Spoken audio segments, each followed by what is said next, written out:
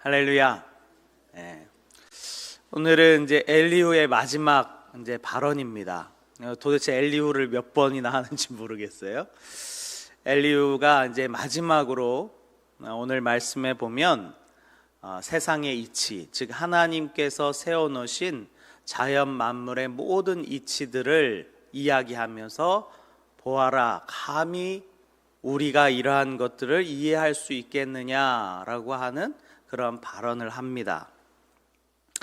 이제 엘리후가 이제 한 말들을 우리가 이제 마지막 시간이니까 엘리후 마지막 시간이니까 쭉 보면, 먼저 엘리후가 한 변론 중에 긍정적인 부분은 이런 겁니다.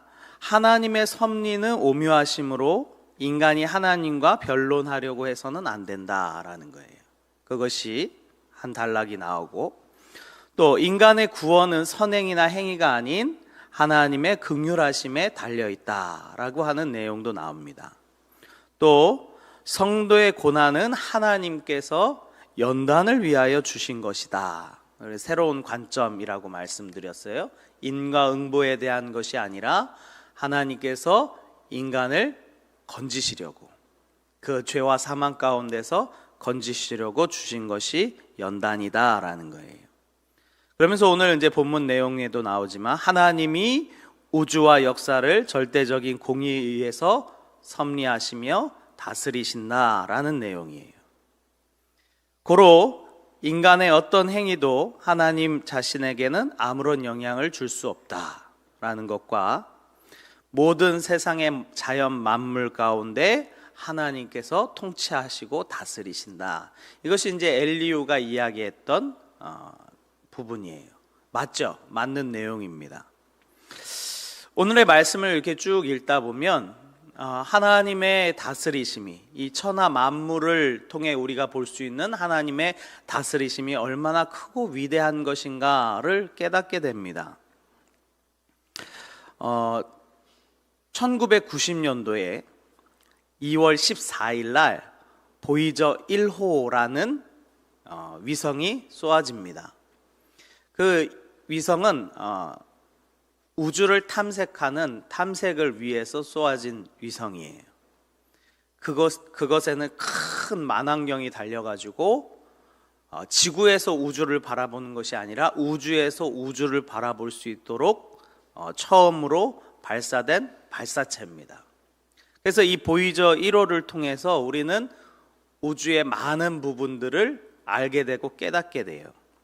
근데 이것을 이제 총괄했던 그 사람이 칼 세이건이라는 사람인데, 그 보이저 1호가 지구와는 점점 이제 멀어지고 태양과 가까웠을 때에 칼 세이저가 어떤 생각을 하냐면, 이 우주를 향하여 쏘았던 이 인공위성, 탐색선을 돌려서 지구를 찍어보자라는 생각을 한 거예요.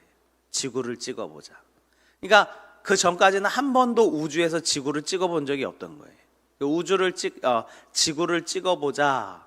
근데 이제 많은 반대에 부딪혔습니다. 왜냐하면 이것을 돌리다가 혹여나 태양빛이 강렬하면 렌즈가 타버릴 수도 있고, 그 인공위성 자체를 못 쓰는 경우가 생기기 때문에. 그럼에도 불구하고 이 칼 세이저가 그래도 우리가 살고 있는 이 지구를 한 번 정도는 찍어서 봐야 되지 않겠냐, 그런 주장을 하면서 결국은 이 위성을 돌리게 됩니다. 그래서 지구를 찍어요. 그 보이저 1호가 찍은 사진이 이제 인터넷에 나오는데, 까만 바탕에 푸른색 점 하나가 딱 찍혀 있습니다. 근데 그게 지구예요. 그 보이저 1호가 찍은 지구가 푸른색 점 딱 하나예요. 그래서 이 칼 세이저가 책을 창백한 푸른 점이라는 제목으로 책을 써요. 지구를 보고 감명받았던 것을 적어 놓은 거예요. 광활한 우주에 파란색 점 하나가 딱 찍혀 있는데 그것이 지구다라는 거예요. 그러면서 이 칼 세이거는 창백한 푸른 점이라는 그 책에 그 사진을 보고 쓴 글이 있습니다. 제가 잠깐 읽어드릴게요.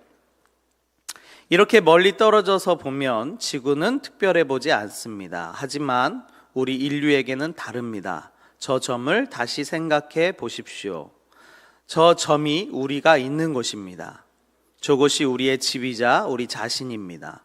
여러분이 사랑하는, 그리고 당신이 아는, 당신이 들어본, 그리고 세상에 존재했던 모든 사람들이 바로 저 작은 점 위에서 일생을 살았습니다.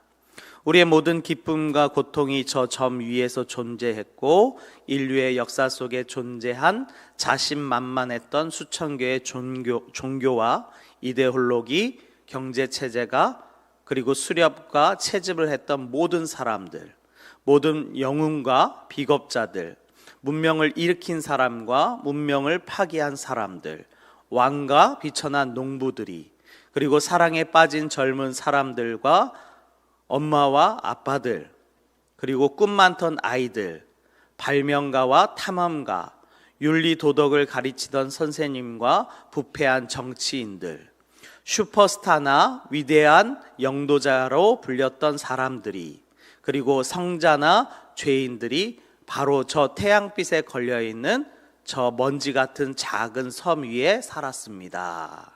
이렇게 하는 거예요. 그러니까 칼 세이저가 그 광야란 우주에 점 하나 딱 찍혀 있는데 그게 지구라는 것을 보면서 이 얘기를 했던 거예요. 우리가 그 광야란 우주 가운데 얼마나 작은 존재인가, 얼마나 먼지 같은. 그래서 그 지구 안에 수없이 많은 사람들이 살지만 우리가 겨우 점 하나로 찍혀 있는 사람들이다라는 거예요. 우리의 존재가 얼마나 크다고 여기십니까? 그러나 오늘 본문 말씀을 보면 우리가 생각할 것이 정말로 우리는 작고 미천한 존재라는 거예요. 하나님 보시기에도 아주 먼지와 같고 보잘것없는 존재라는 거예요. 그런데 우리가 이 땅 가운데서 얼마나 아둥바둥하며 살아갑니까? 교회 안에도 그런 일들이 많아요. 누가 더 높으냐? 누가 더 영향력이 있느냐? 내 말 한마디면 어떻게 되는 줄 알아? 내가 목사인데, 내가 장로인데, 내가 권사인데, 그러면서 교회 안에서 자신의 기득권을 주장하며 싸워가는 그 수없이 많은 사람들, 하나님이 보시기에 어떻겠습니까? 우습죠. 하나님께서 보고 웃으시지 않겠습니까? 그 작은 존재들을 보면서. 근데 우리가 알아야 될 것은 그런 우리를 살리겠다고 하나님이 육신을 입고 이 땅에 오신 줄 믿습니다. 그것뿐만 아니라 그 창조자이신 그분께서 우리를 살리시겠다고 우리의 모든 죄를 짊어지고 십자가를 지신 줄 믿습니다. 사실 말도 안 되는 거예요. 이건 말도 안 되는 거예요. 어찌 전능자 하나님께서 우주 만물을 창조하신, 우주에서 볼 때 우리는 마치 그냥 점 하나로 찍히는 그러한 존재인데 더 크신 하나님께서 우리를 볼 때에 얼마나 작고 미천한 존재이겠습니까? 근데 그분이 우리를 건지시겠다고 이 땅에 육신을 입고 십자가를 지신 줄 믿습니다. 그것이 하나님께서 우리에게 보여주신 사랑이다라는 거예요. 그런 사랑이 우리에게 있어야 되는 줄 믿습니다. 그 사랑에 우리가 감격해야 되는 거예요. 그래서 엘리후가 했던 것 중에 잘못된 말들이 있는데, 그것은 먼저는 고난 중에 있는 욥에 대한 이해와 사랑이 없었다는 거예요. 그리고 욥이 고난 중에서도 그 믿음을 잃지 않고 신앙을 잃지 않았는데도 불구하고 엘리후는 욥이 마치 신앙을 다 잃어버리며 하나님을 저주하며 악독한 자가 된 것처럼 이야기했던 것도 잘못된 거예요. 이 엘리후도 고난을 하나님께서 주시는, 우리를 살리시기 위한 연단이라는 것을 이해는 했지만 왜 욥에게 그러한 연단이 왔는지는 명쾌하게 답을 주지 못했어요. 단지 비난하며 그의 잘못된 것을 지적만 했어요. 그 안에 하나님을 향한 사랑이 없음을 봅니다. 우리가 엘리후가 했던 말들 중에 맞는 말도 있지만 정작 중요한 것은 하나님께서 우리에게 베풀어 주셨던 사랑과 이해와 포용과 또 우리를 위하여 어떻게 하셨는지를 그는 알지 못했어요.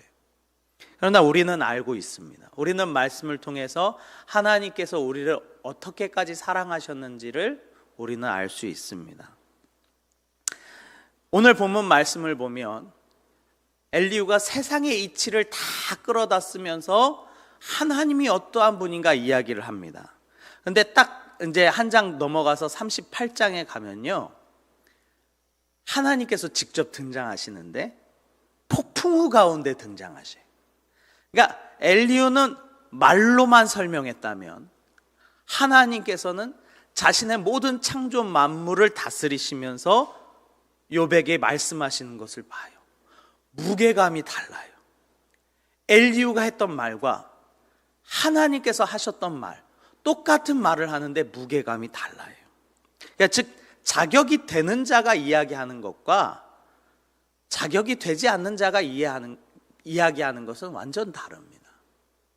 그 전능자 하나님께서 폭풍우를 일으키시면서 욥 가운데 오셔서 말씀하시는데 어마어마합니다. 그것이 하나님의 존재예요. 우리는 하나님을 어떠한 분으로 이해하십니까? 하나님은요, 우리의 이 작은 머리통으로는 조금도 이해할 수 없는 그런 존재예요. 어마어마한 대단하신 분이다 이 말이에요. 그런데 그분께서 우리를 살리시겠다고 작정하시고 예수 그리스도를 이 땅에 보내주시고 우리를 위하여 십자가를 지시고 피 흘리게 하셨는 줄 믿습니다. 저는 그렇게 생각합니다. 성경의 어디를 펴더라도 예수님의 사랑을 깨달을 수 있어야 되는 줄 믿습니다. 오늘 욥기서를 보면서도 우리를 대속하신 그 예수 그리스도의 사랑을 깨달으시는 우리 성도님들 되시기를 주님의 이름으로 축원합니다.